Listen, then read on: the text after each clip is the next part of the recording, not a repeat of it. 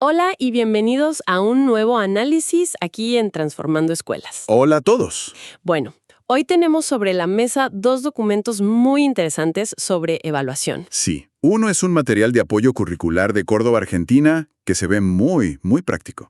Y el otro es un artículo de investigación de la revista Educere. Este es bastante más denso, sobre la evaluación por competencias. A primera vista podrían parecer mundos distintos, ¿no? Totalmente.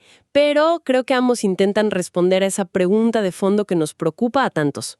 ¿Cómo podemos estar más seguros de que el aprendizaje fue real, que fue profundo? Exacto.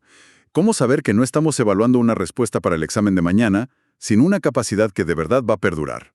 Esa es la misión de hoy. Vamos a desentrañar qué nos dicen estos textos para encontrar algunas pistas. Empecemos entonces. Dale. Y para empezar, el documento de Córdoba arranca con una cita de Miguel Ángel Santos Guerra, que, la verdad, me dejó pensando. Ah, sí, la conozco. Es muy fuerte. Dice que la escuela es el lugar donde se evalúa con más frecuencia. Y donde se cambia con menos rapidez. Uf, es un golpe directo. Totalmente. Toca una fibra sensible, ¿no? Es que esa es la paradoja central. Evaluamos todo el tiempo, pero la forma en que lo hacemos parece estancada. Pero lo bueno es que el documento no se queda solo en la queja. Muestra ejemplos muy concretos de cómo se puede romper ese molde. Y a veces sin siquiera usar la palabra evaluación. A eso iba, como en el ejemplo de la clase de informática. La consigna es crear un proyecto multimedia.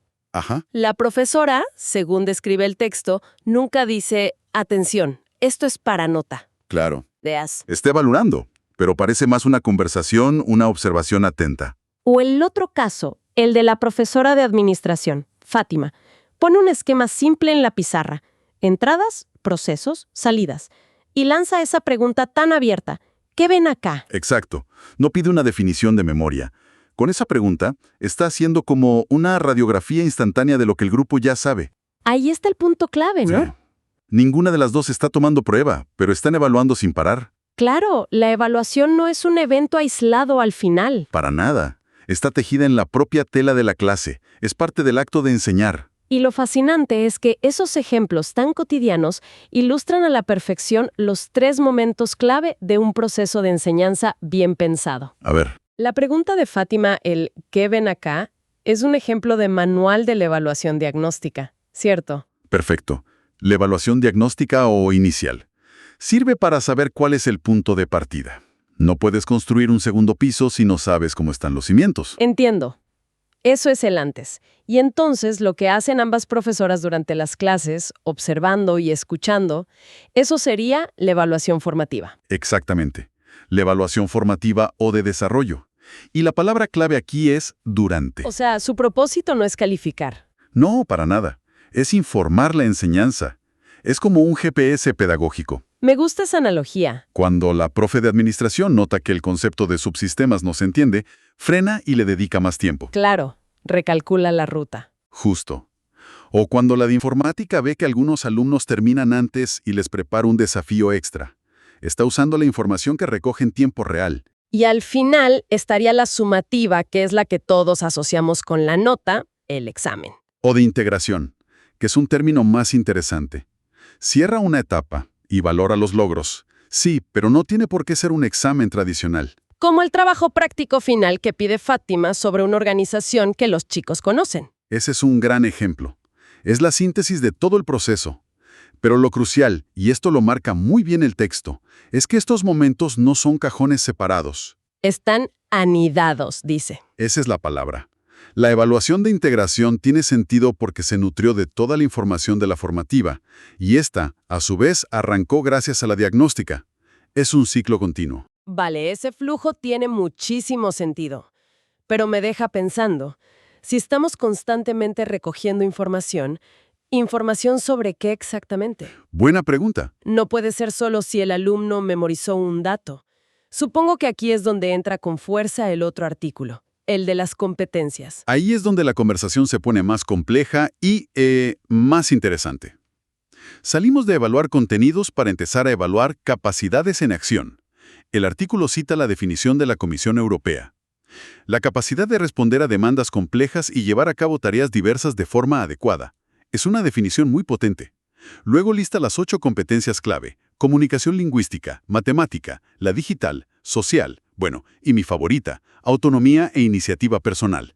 Es una lista súper ambiciosa para cualquier sistema educativo. Enormemente ambiciosa. Y para entender el abismo que a veces separa esa intención de la realidad, el artículo propone una metáfora que me parece potentísima. A ver, La de la arquitectura versus la albañilería. arquitectura y albañilería. Suena bien, pero ¿qué significa en la práctica?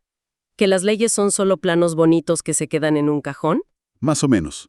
La arquitectura son esos grandes diseños, las leyes educativas, los marcos curriculares que dicen que la evaluación debe ser continua, global y orientada a estas competencias. El plano del edificio ideal que todos queremos. Exacto.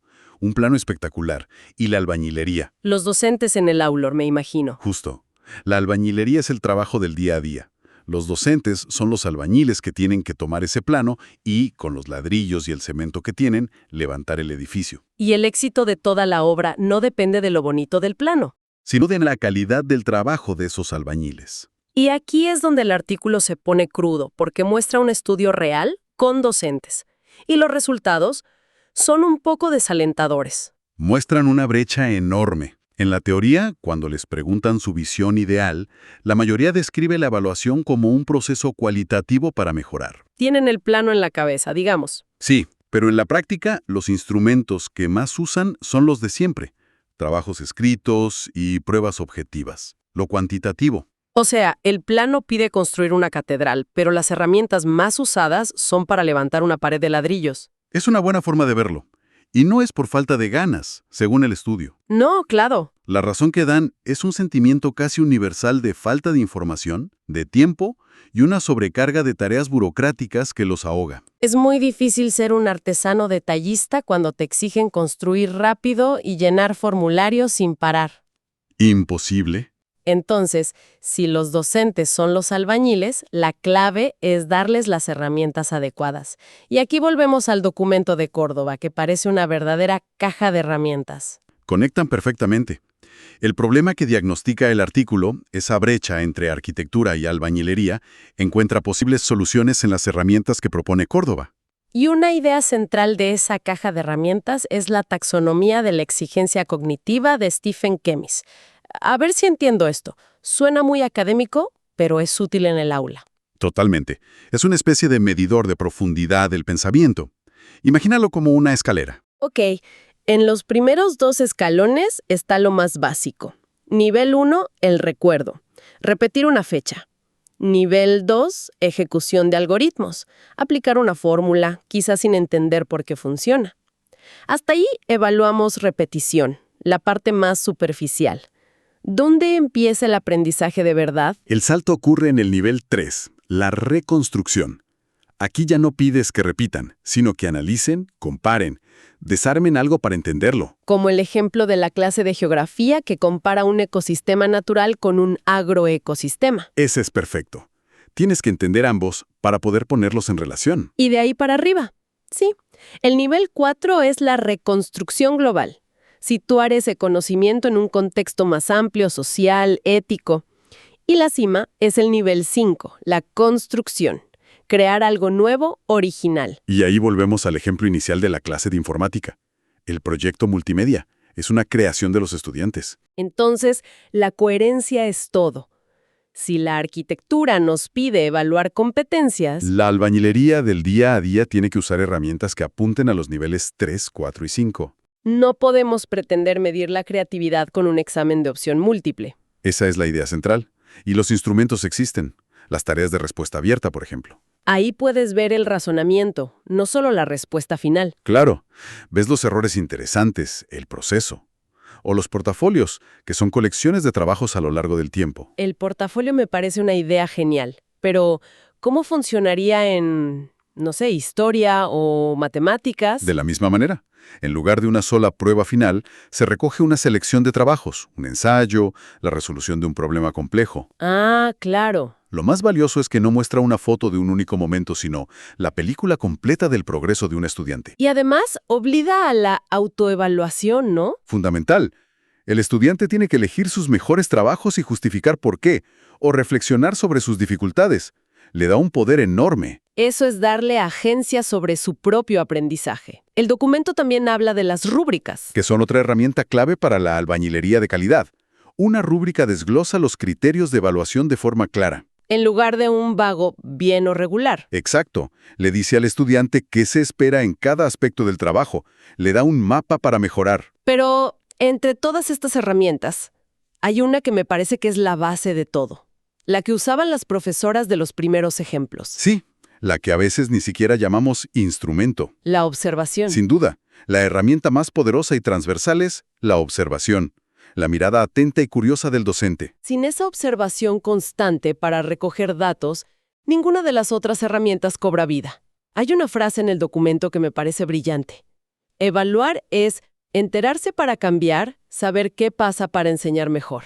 Qué buena frase. El propósito no es juzgar, es comprender para poder ayudar. Entonces, resumiendo un poco lo que hemos destilado, la evaluación es mucho más que un examen.